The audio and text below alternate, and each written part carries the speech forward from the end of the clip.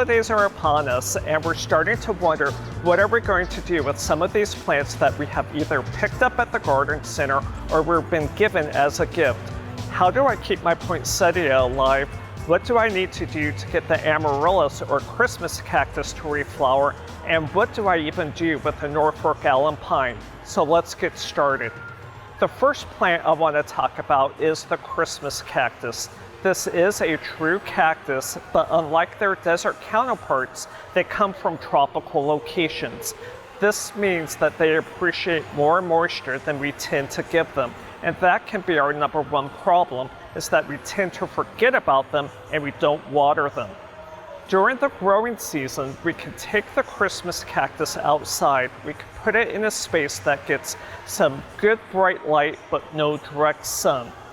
As the threat of frost approaches, we can bring these plants back indoors and place them in a well-lit location, and that usually triggers blooming.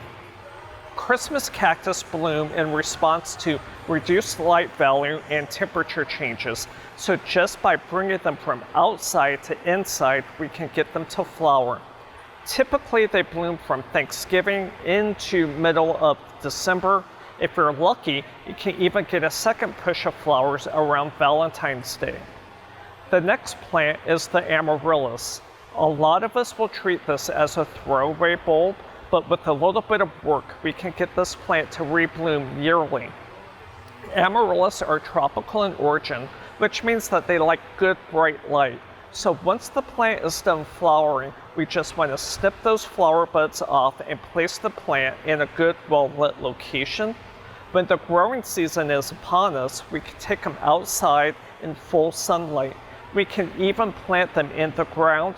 Just don't forget about where you put them. Amaryllis, we can take them inside once we start getting into fall. We're going to put them in a dark location in the basement closet, someplace cool. We're going to leave them there for about 8 to 10 weeks. We're going to take them back out, pot them back up, and they should rebloom for you. Typically, we get the flower stalk before the leaves. If the leaves are kind of an issue for you as you're treating them as a houseplant, we can use some bamboo stakes to tie those leaves up to keep the plant looking tidier. Then we have the Norfolk alum pine. This is a true tree in nature. It's not hardy to Nebraska, so don't plant it outside. But in nature, Norfolk alum pines can easily reach 60 to 70 foot in height. We don't need to worry about that indoors, but keep in mind, bigger the pot, bigger the plant.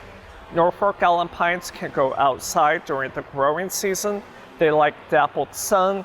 They can take some direct sunlight, but the Nebraska sun can be a little bit intense, so keep that in mind. They like lots of water during the growing season, so give them ample water.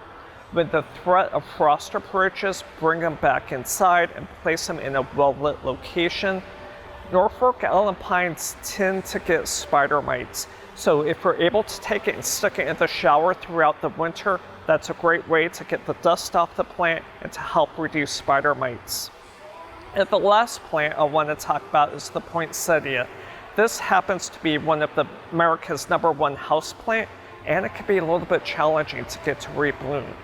Poinsettias appreciate good bright light throughout the winter season. If you want to keep those flowers a little bit longer, they appreciate cooler locations. But as the season progresses, we can take them outdoors. They like morning sun, afternoon shade, and then as we approach fall, we're going to have to give this plant a lot of attention. We're going to need to give it 16 hours of absolute darkness and 8 hours of light every single day for 10 to 12 weeks. That's a lot of maintenance to get this plant to reflower, but it's rewarding when we do get that to happen.